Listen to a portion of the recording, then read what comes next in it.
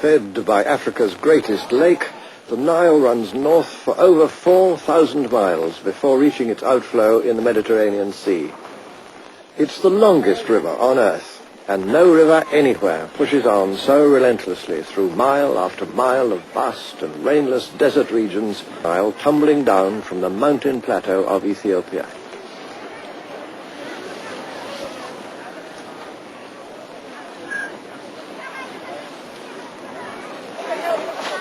But the Nile is more than a great river.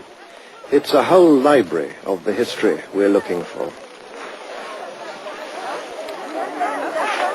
From the earliest times of human settlement along the river, some 10,000 years ago, the Nile was the giver of life to ancient communities who came to its banks and found on fertile soil that was enriched unfailingly, year by year, by the flood of silt. Those early people were among the ancestors of the Egyptians and the Sudanese of today. Others may have come from the Middle East, but the archaeological evidence combines to show that the main lines of incoming migration were from the southwest and the west. In other words, from the African communities of the Sahara.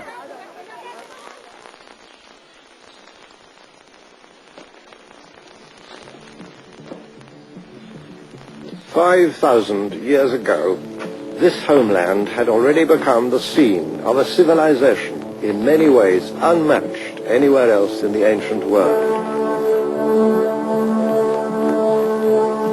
This is where we have to begin, in the Egypt of the pharaohs, in the African land that was the gift of the god of the Nile. It's easy enough to believe, within these corridors built to a gigantic scale and yet wonderfully proportioned, that you've entered a world sprung complete from the lap of the gods. Egypt of the pharaohs was the greatest and the oldest and the most inventive of all the high civilizations of antiquity. And it flourished for 3,000 years. It set a pattern and example for peoples near and far. But where were its roots, its origins, its starting point?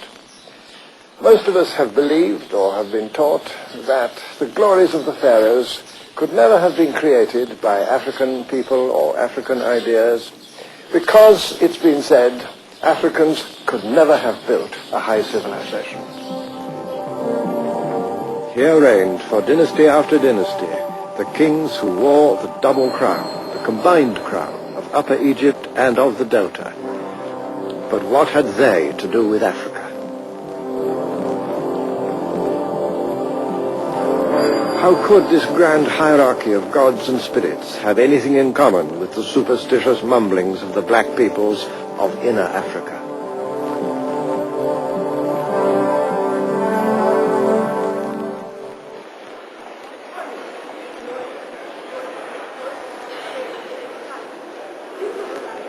Wandering among the treasures of the Cairo Museum, it's easy to think of the Egypt of the pharaohs as a civilization complete within itself, owing little or nothing to outside influences from whatever source, entirely its own creation.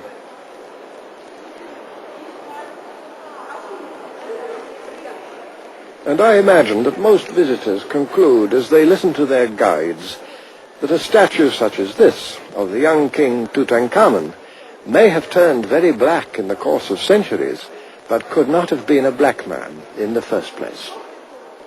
It's a view which is now increasingly under challenge, not least from African historians and archaeologists. One of the more outspoken of these is Professor Cheikh Anta Diop of Senegal, who has made a special study of the origins of the people of ancient Egypt. Contemporains des Égyptiens et même des philosophes du XIXe siècle, voici dans le tombeau de Ramsès III, au XIIe siècle avant Jésus-Christ, les 4 races connues des Égyptiens représentées sur le même plan. Ici, vous avez l'Égyptien, le type générique de la race, en noir charbon, si je puis dire, avec toutes ses particularités ethniques.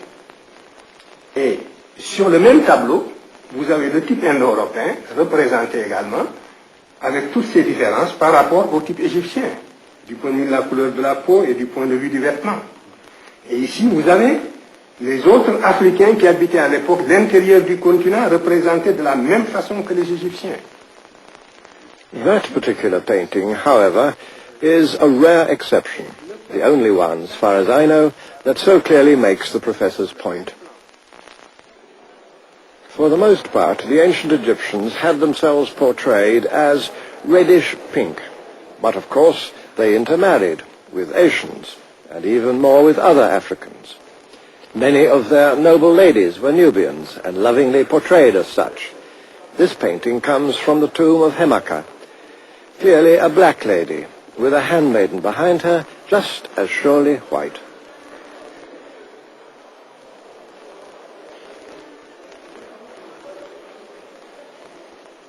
It followed that the royal children were often black as well, as was King Senusret, seen here wearing the white crown of Upper Egypt. Or this pharaoh, of unknown name, but obviously of high prestige in his time, and just as clearly African.